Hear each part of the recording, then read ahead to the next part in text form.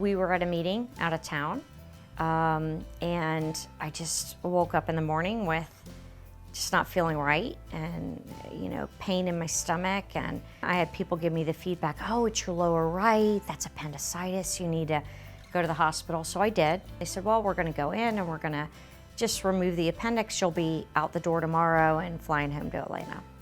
So didn't necessarily work out that way.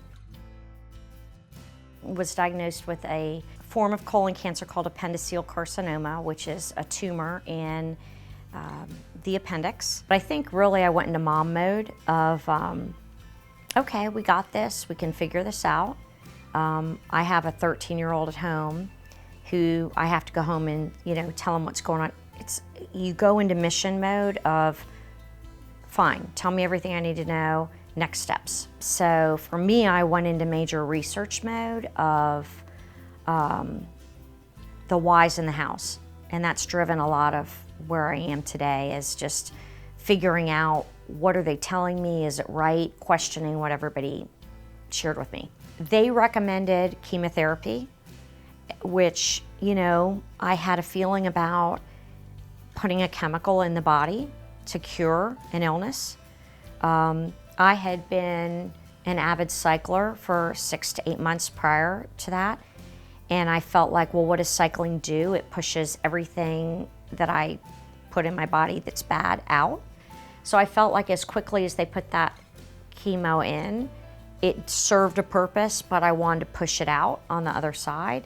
And I think that was part of why I had very little side effects, why I functioned really well through the process. And, my physician and I talked a lot about that. Why is that? And I think that, you tend to go into sick mode. A lot of people go into sick mode. And it really, the best thing to me is to not go into sick mode, but to take control of the other parts of your life that maybe you let lapse. So for me, it was exercise, and it was pushing out, changing food.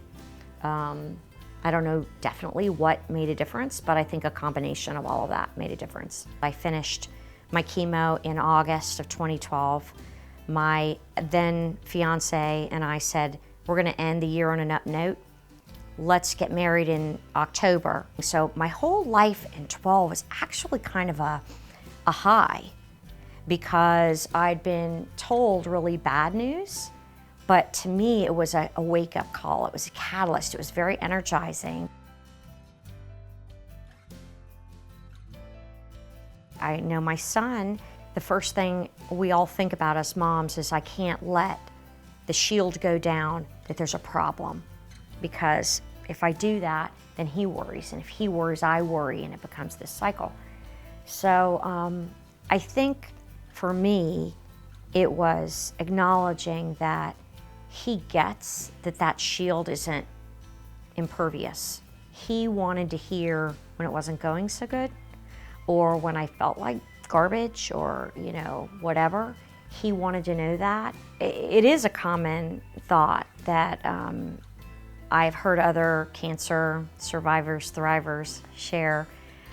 It was the best thing that happened to me. And when you ask why, they say what I feel, that it made family come together, your friends rise to the occasion.